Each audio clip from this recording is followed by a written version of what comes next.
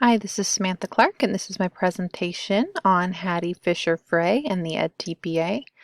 This is on Hattie Fisher and Frey's book, Visible Learning for Literacy. It's visible learning because we can see it, because it's proof, and I'm going to tell you why. So they calculate effectiveness. This is the equation here, which I found really interesting, and we can even do in our classroom if we really want to. But they do have a list in the back of the book that shows you effective strategies for teaching, so we don't necessarily have to calculate it ourselves. I'm just a nerd about it. So effect size is the average post-assessment minus the average pre-assessment divided by the average standard deviation, which is a statistical number we basically just find online. So the zone of desired effects is when this number equals greater than 0.4 or 40%, but we have to consider that this varies per context.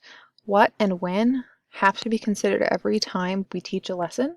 Therefore, we have to consider that when we're calculating the effect, because sometimes there are other variables that go into the effectiveness of our lessons.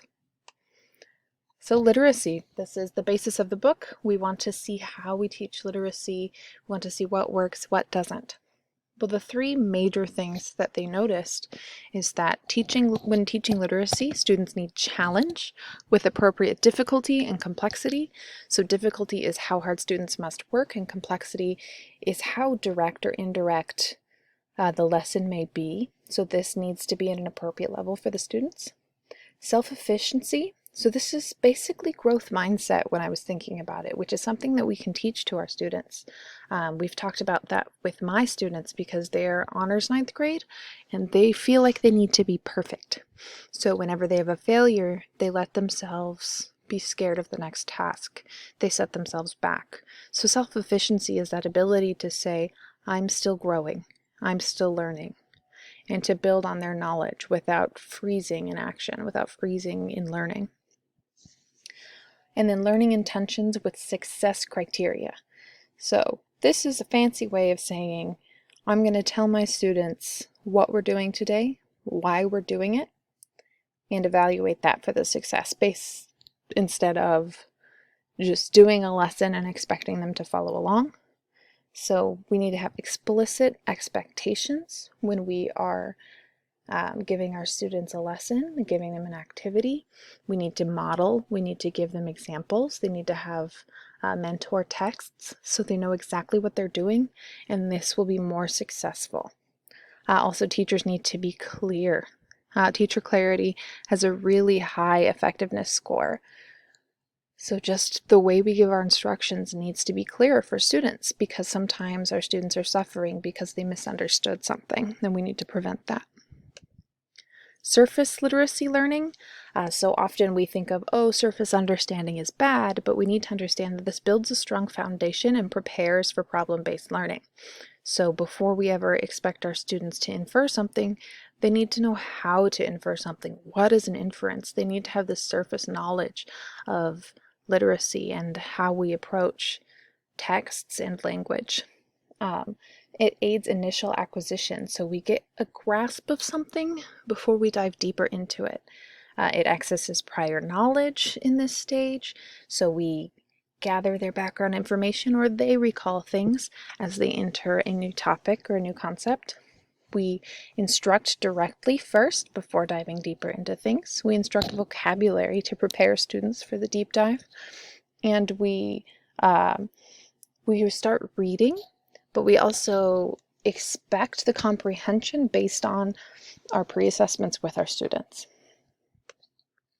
So deep literacy learning is the stage after, and we have to understand that this takes time with each topic and concept. It's just surface learning if we quickly skim past things and we're just directly instructing them and we go on to the next task. Deep literacy learning requires that students have time to discuss a topic, to problem solve with a topic, and fully understand it. So this is spiral curriculum. So we're starting with surface and we slowly spiral into this rabbit hole of understanding of a specific concept. And it requires tools. So these are some things that we can do specifically in literacy while reading or while comprehending language. We can concept map, we can discuss and question topics, so we don't just want them to bank knowledge, we want them to question it.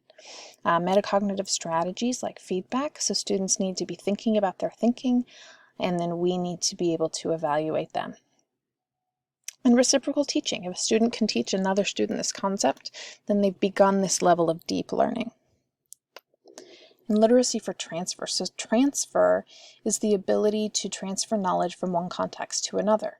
And this must be acknowledged by teacher and student. The teacher has to prepare students for this, so by giving them examples of future contexts, and students have to know the purpose of a lesson, therefore they are able to transfer it to another context. So specifically in my class, I would say you'll need to know these things for when you're in college, or you'll need to know these things for when you're writing an essay in your social studies class.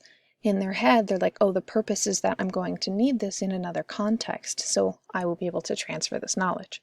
Near transfer is things that are really close to each other, so you'll need this for our spelling test next week. So that's really close transfer. Far transfer is you'll need this for social studies next fall. It's far in time, far in subject, and discipline. Low road transfer is heavily guided, heavily scaffolded transfer of students going step by step from one thing to another. High road is when students are able to begin figuring this out themselves. So like I said earlier, a student will recognize, oh, I will need to transfer this to another context, and they begin that deep learning stage on their own. Impact. So we need to evaluate impact as instructors.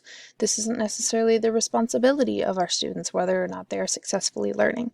So this requires planning and organization. We need to plan our lessons and make sure they're organized for our students. Also physical organization of our classrooms. Openness to new ideas. If we have a closed mindset, then how are we going to expect our students to have a growth mindset? Resilience and flexibility, so resilience with changes. So students might suddenly learn differently, and we need to be flexible to that. Acceptance of imperfection. We can't expect perfection of our students because that will halt learning. And willingness to differentiate. So instead of suggesting a student for special education, first see if you can differentiate for that student that may need special education within your classroom. We shouldn't have to separate students out of general populace. As teachers, we should be able to impact all students equitably. Okay, thank you so much.